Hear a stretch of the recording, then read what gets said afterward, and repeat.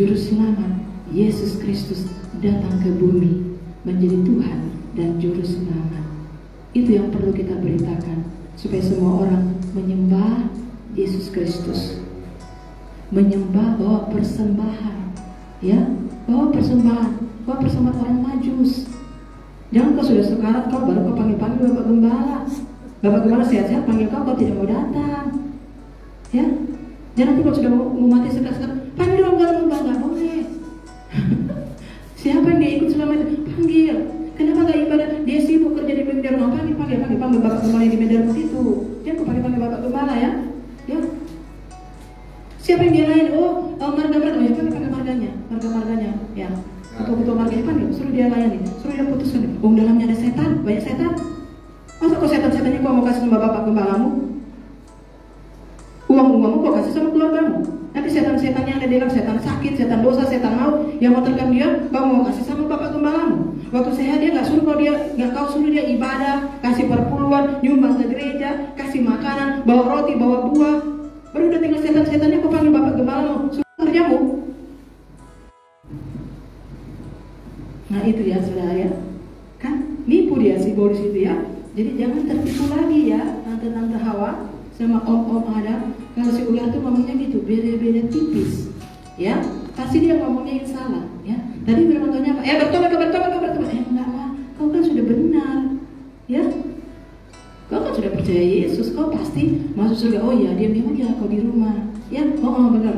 Tapi kalau yang si domba ini, juga balik Tuhan, kami tidak layak, ampuni kami, nangis-nangis kami berdoa, ya. Hati-hati ya domba, ada pencuri, ya. Domba-domba harus berhati-hati. Kalau Anda keluar kandang, dicurilah. Ini kalau domba dia kayak gini, ayat 5, 2, 3.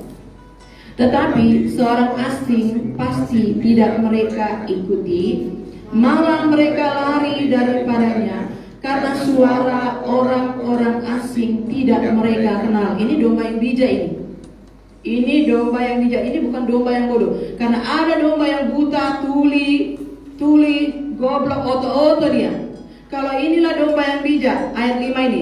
Seorang asing pasti tidak mereka ikuti. Dia nggak akan ikut suara asing.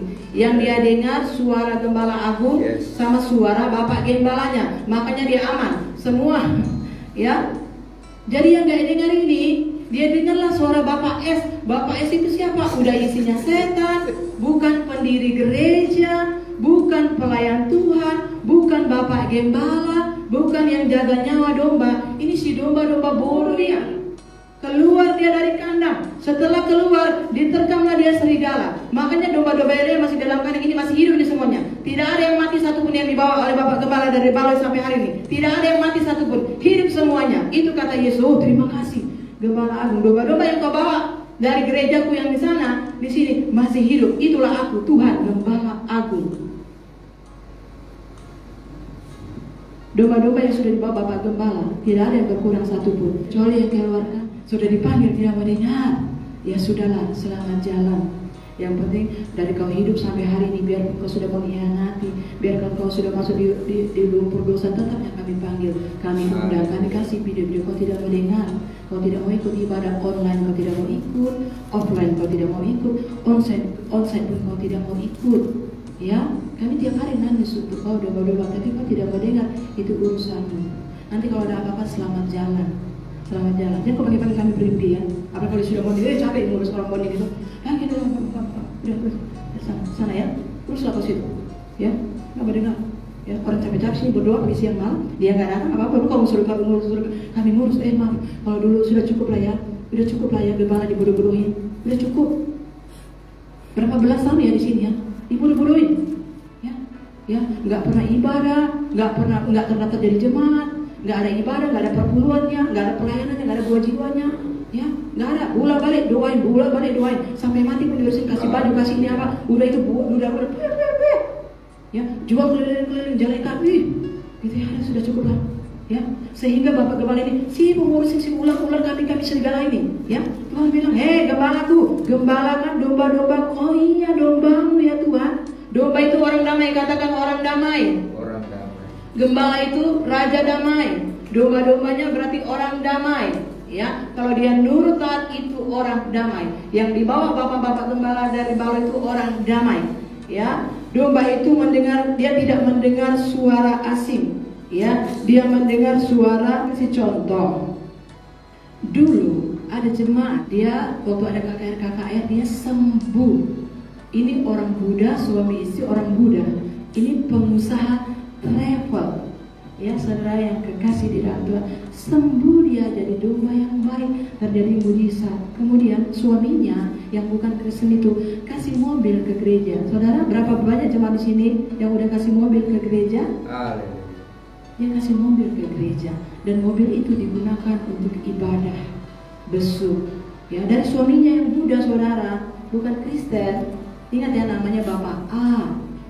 Ya, sembuhlah ibu ini ya. Kemudian karena dia orang berduit, jadi suka didatangi sama teman-teman, si kambing-kambing, sama pelayan-pelayan Tuhan yang bukan bapak gembala. Oh ini dia terima masuk. Ya, itu kan orang asing, bukan bapak gembala yang menjaga nyawa domba. Ini sambung hari Kamis, dia terima. Akhirnya si penyusup ini ajak dia mengundurkan diri dari gereja dan pindah ke gereja lain. Ya saudara, kemudian gak lama kemudian sakitnya datang lagi, sampai hari ini gak pernah sembuh. Ya, kalau ada pintu masuk si SS itu, dia segera masuk, biar menderita sengsara, biar imannya hilang, gampang diterkam. Itulah namanya domba yang bodoh. Ya, suara asing dia dengar. Bukankah Tuhan Yesus bilang Anda harus setia sebagai domba sampai Anda melahirkan domba? Bukankah Tuhan Yesus bilang Anda harus jadi murid dulu supaya Anda bisa diajar.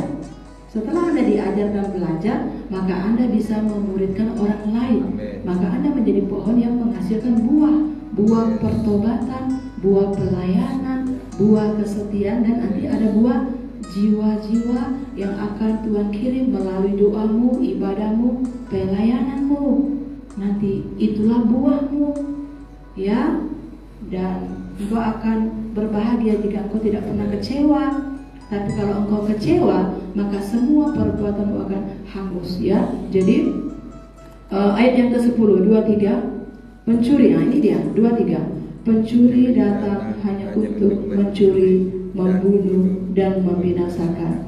Aku datang supaya mereka mempunyai hidup dan mempunyainya dalam segala kelimpahan. Jadi saudara mau ikut gembala aku, Yesus Kristus, atau mau ikut si pencuri?